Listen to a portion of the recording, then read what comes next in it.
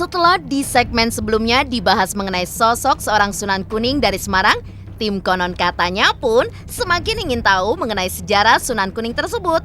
Dan untuk mengulik sejarahnya lebih jauh, tim Konon Katanya pun menyambangi lokasi makam Sunan Kuning dan melakukan eksplorasi di sana.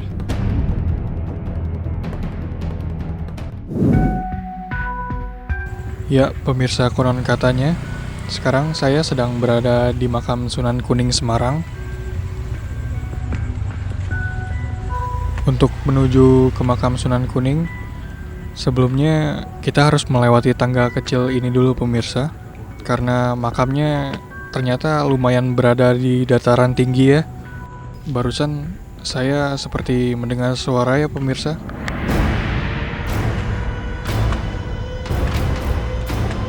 Sudah mulai terlihat bangunan rumah-rumah warga.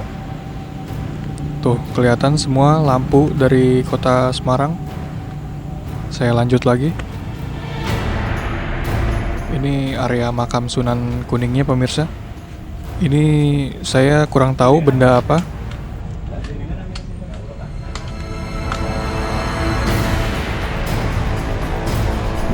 Baik pemirsa Konon Katanya, sebelum saya masuk ke dalam makam Sunan Kuning, saya akan mengeksplor area sekitar makam terlebih dahulu.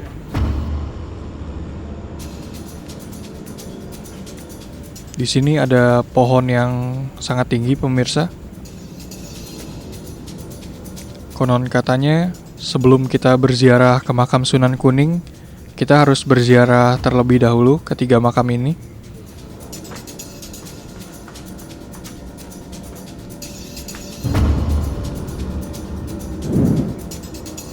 Di sini ada makam Kiai Mojopahit, Kiai Jimat, dan makam Kiai Skabat.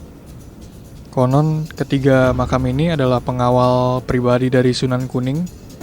Bangunan atap dari makam ini terlihat sangat dekat dengan kepala.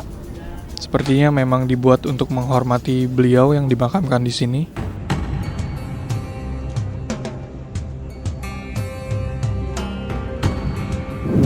Suasana di sini juga sangat hening dan tenang. Oke, sekarang saya akan lanjut ke area berikutnya pemirsa. Seperti yang pemirsa lihat, area makam Sunan Kuning ini memang terlihat sangat kental dengan warna merah dan kuningnya.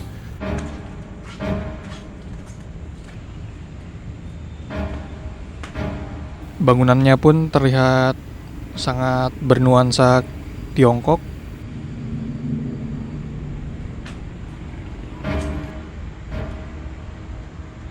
Di sini juga terlihat ada strukturisasi dari pengurus area makam Sunan Kuning. Tiba-tiba lampu saya kedap-kedip pemirsa.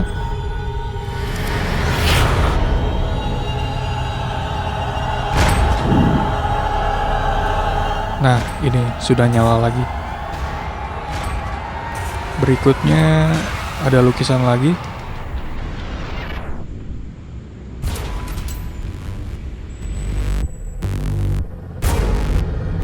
Baik, saya akan coba masuk. Assalamualaikum.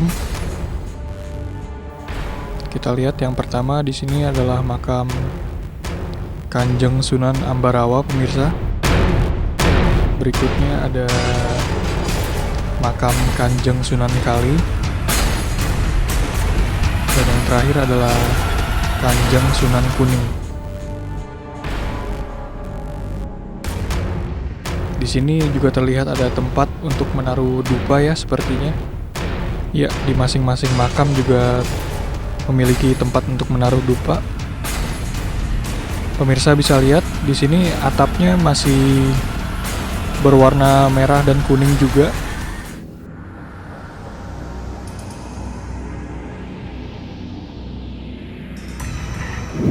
Konon katanya, tokoh Sunan Kuning ini adalah salah satu penyebar agama Islam di kota Semarang dan Jawa Tengah pemirsa.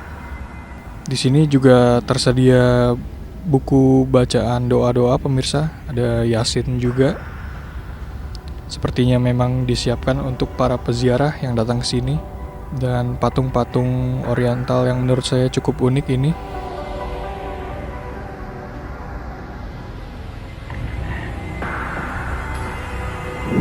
Oke, sekarang kita coba keluar lagi ya pemirsa.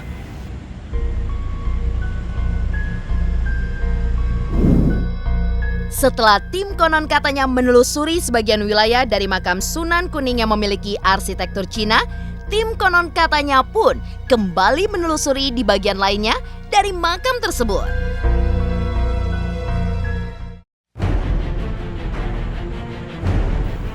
Baik, sekarang kita coba explore ke area belakang makam dari Sunan Kuning. Bisa dilihat pemirsa, tempatnya benar-benar berada di dataran tinggi. Terasa sangat sejuk juga. Di sini ada pohon besar lagi.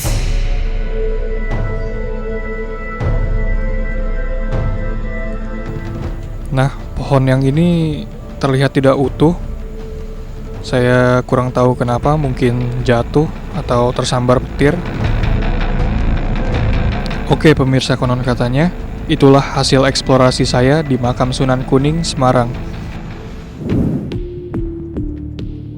Setelah menjalani eksplorasi di makam Sunan Kuning, tim konon katanya pun menyimpulkan bahwa makam tersebut terlihat bersih dan terawat.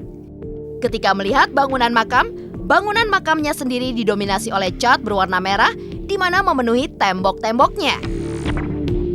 Arsitektur di sekitar makam yang cenderung mengadaptasi budaya Cina juga menjadi daya tarik tersendiri dari situs makam Sunan Kuning. Suasana saat berada di atas bukit tersebut pun juga cukup indah, di mana bisa melihat kota Semarang dari ketinggian. Kendati lokasi makam dalam keadaan sepi pengunjung, tim pun masih bisa merasakan bila lokasi makam tersebut masihlah dianggap tempat yang sakral dan dihormati oleh warga sekitar.